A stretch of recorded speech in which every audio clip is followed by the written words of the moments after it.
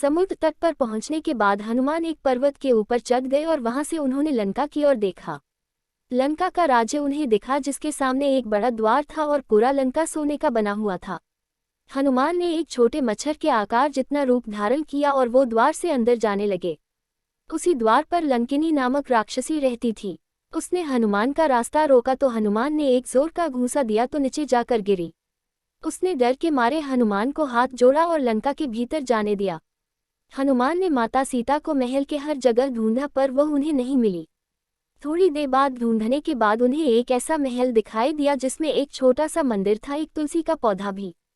हनुमान जी को ये देखकर अचंभे में पड़ गए और उन्हें ये जानने की इच्छा हुई कि आखिर ऐसा कौन है जो इन असुरों के बीच श्री राम का भक्त है। ये जानने के लिए हनुमान ने एक ब्राह्मण का रूप धारण किया और उन्हें पुकारा। विभीषण अपने महल से बाहर निकले और जब उन्होंने हनुमान को देखा तो वो बोले, हे महापुरुष, आपको देखकर मेरे मन में अत्यंत सुख मिल रहा है। क्या आप स्वयं श्री राम हैं? हनुमान ने पूछा, आप कौन हैं? विभीषण ने उत्तर दिया, मैं रावण का भाई विभीषण हूँ। ये सुनकर हनुमान अपने असली रूप में आ गए और श्री रामचंद्र जी के विषय में सभी बातें उन्हें बताया। विभीषण ने निवेदन किया, हे पवन पुत्र, मुझे एक बार श्री राम से मिलवा दो। हनुमान ने उत्तर दिया, मैं श्री राम जी से जरूर मिलवा दूंगा, परंतु पहले मुझे ये बताए कि मैं जानकी माता से कैसे मिल सकता हूँ। विभीषण ने हनुमान को बताया कि रावण ने सीता माता को अशोक वाटिका में कैद करके रखा है। ये जानने के बाद हनुमान जी ने एक छोटा सा रूप धारण किया और वह अशोक वाटिका पहुंचे। वहां पहुंचने के बाद उन्होंने देखा कि रावण अपने दसियों के साथ उसी समय अशोक वाटिका में पहुंचा और सीता माता को अपने ओर देखने के लिए साम दाम दंड भेद का उपयोग किया, पर तब भी सीता जी ने एक बार भी उसकी ओर नहीं देखा। रावण ने सभी राक्षसियों को सीता को डराने के लिए कहा, पर त्रिजटा नामक एक राक्षसी ने माता सीता की बहुत मदद और देखभाल की और अन्य राक्षसियों को भी डराया, जिससे अन्य सभी राक्षसी भी सीता की देखभाल करने लगे। कुछ देर बाद हनुमान ने सीता जी के सामने श्री राम की अंगूठी डाल दी। श्री राम नाम से अंकित अंगूठी देखकर सीता माता के आंखों से खुशी के अंशु निकल पड़े, परंतु सीता माता को संदेह हुआ कि कहीं ये रावण की कोई चाल तो नहीं। तब सीता माता ने पुकारा कि कौन है जो यह अंगूठी लेकर आया है। उसके बाद हनुमान जी प्रकट हुए, पर हनुमान जी को देखकर भी सीता माता को विश्वास नहीं हुआ।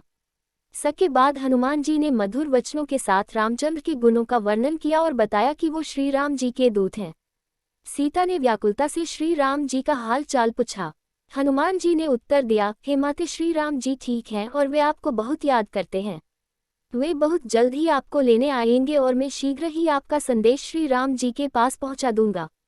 तभी हनुमान ने सीता माता से श्री राम जी को दिखने के लिए चिन्ह मांगा तो माता सीता ने हनुमान को अपने कंगन उतार कर दे दिए।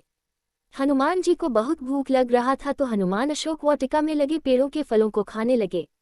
फलों को खाने के साथ साथ हनुमान उन पेड़ों को तोड़ने लगे। तभी रावण के सैनिकों ने हनुमान पर प्रहार किया, पर हनुमान ने सबको मार डाला।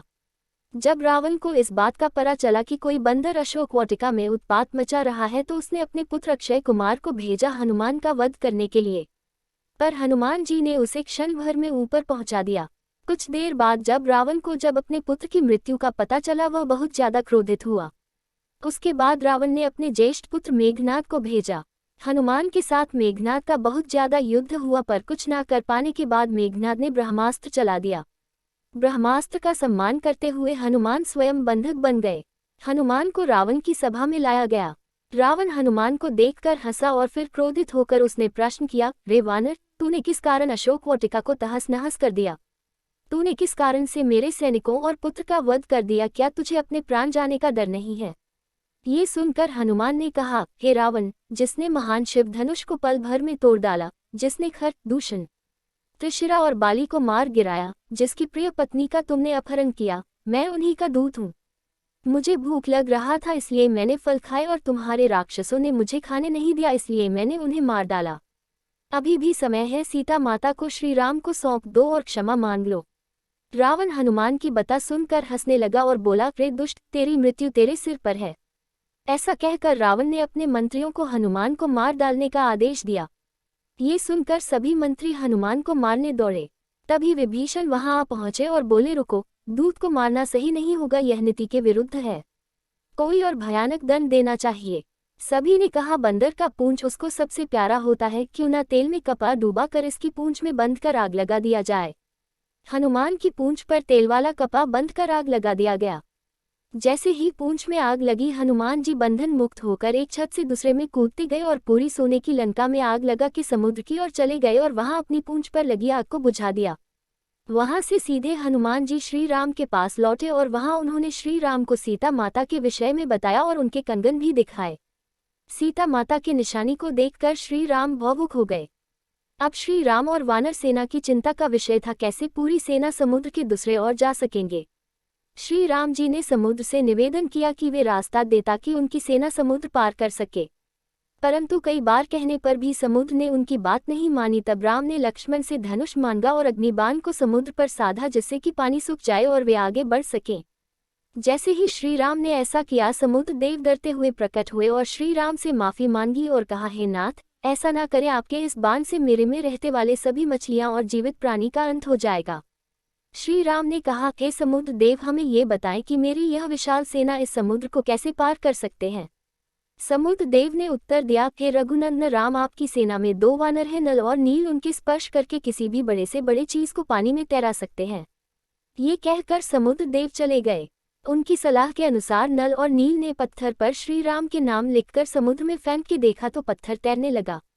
उसके बाद एक के बाद एक करके नल नील समुद्र में पत्थर को समुद्र में फेंकते रहे और समुद्र के अगले छोर तक पहुंच गए।